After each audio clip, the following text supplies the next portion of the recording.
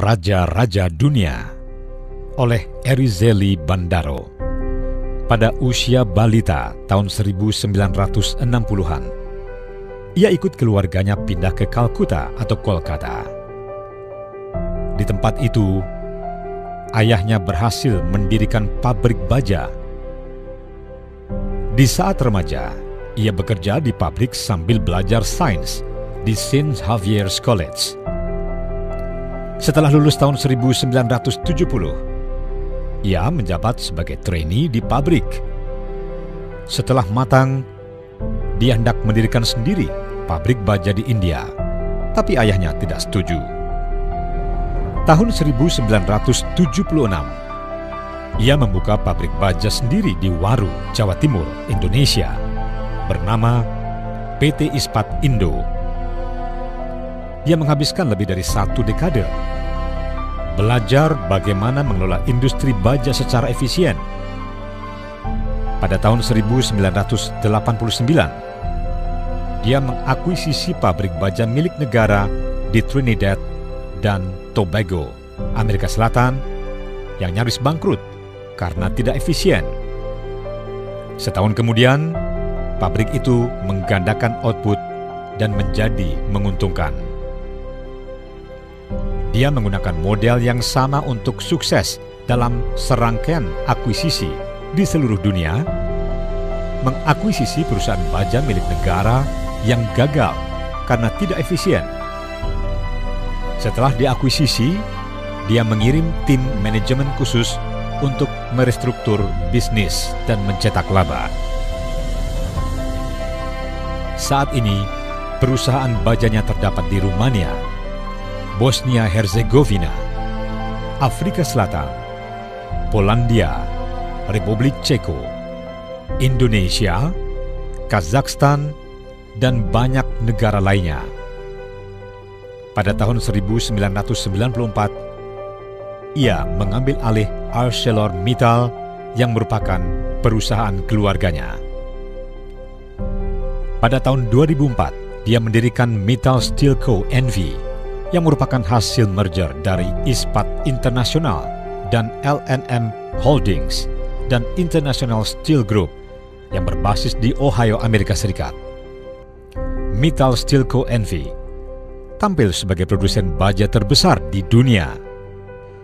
2 tahun kemudian, Mittal Steel Co. NV bergabung dengan Arcelor untuk membentuk ArcelorMittal dan menempatkan putranya Aditya sebagai CFO, Chief Financial Officer ArcelorMittal.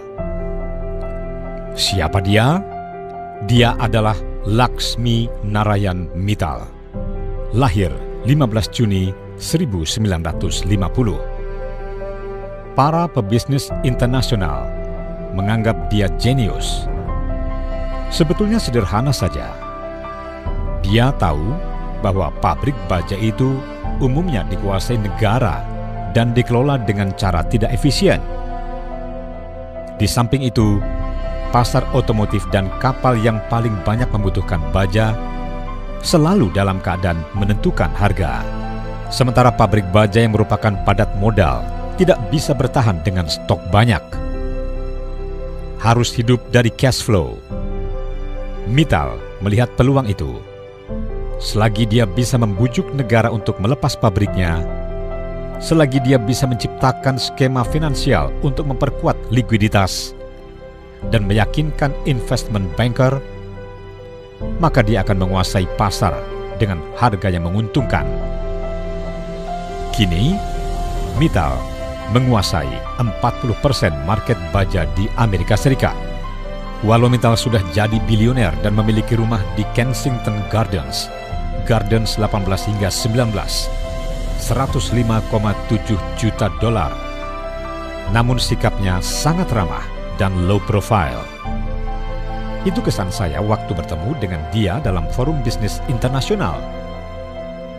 Padahal dia adalah Direktur Independent Goldman Sachs Group Incorporation, investment banker terkuat di dunia.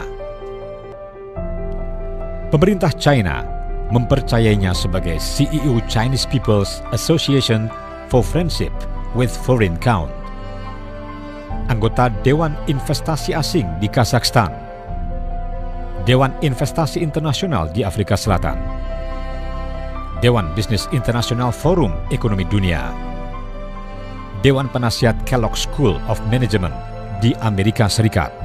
Dia jago lobi dengan top pemimpin dunia.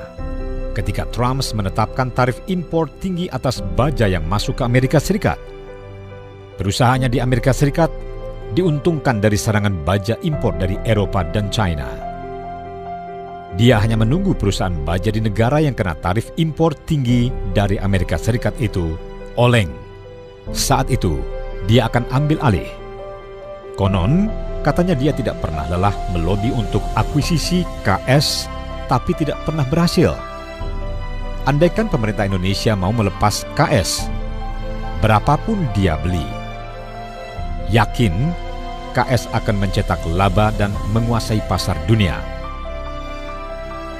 Tapi, saya yakin dia tidak akan berhasil akuisisi KS karena UUD 45 pasal 33 tidak mengizinkan itu.